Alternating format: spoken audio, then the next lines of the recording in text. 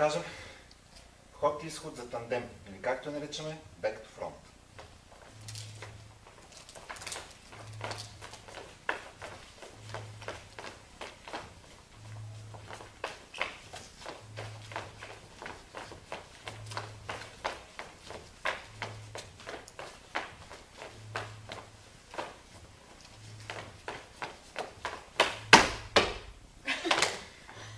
Как да изпълним тази фигура? Така, първо излизаме с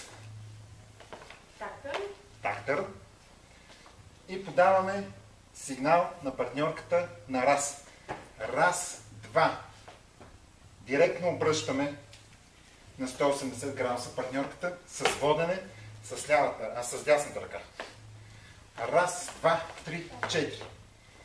И пак. Раз, два, три, четири.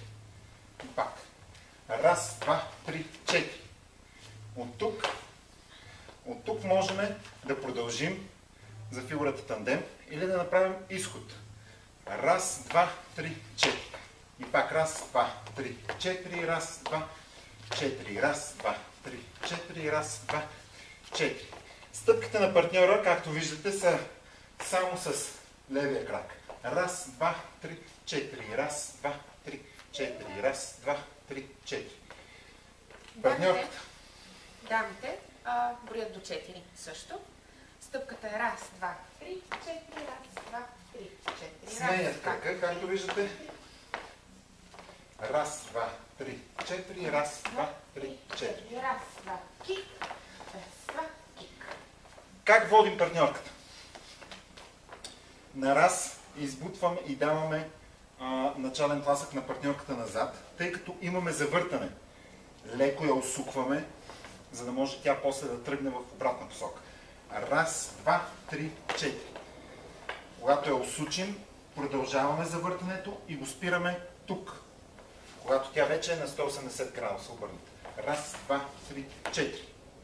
Дамите, много е важно тук да помогнете на партньора, като не отпускате много тази ръка. Когато усетите, че неговата ви подава движение, отговорете на движението. Да, ако партньорката е с отпусната ръка, няма как да се случи тази фигура. Раз, два, виждате. Да. Това нещо е недопустимо. Раз, два, три, четири.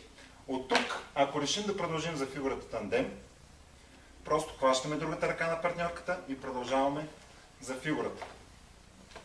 Ако решим да излизаме, това трябва да направим с попутване по рамото. Раз, два, три, четири. Раз, два, три. Раз, два, три, четири. Раз, два, три, четири. Раз, два, три, четири, пет, шест, седем, осем. Раз, два, три, четири. Два, три, четири. Раз, два, три. Два, три, четири.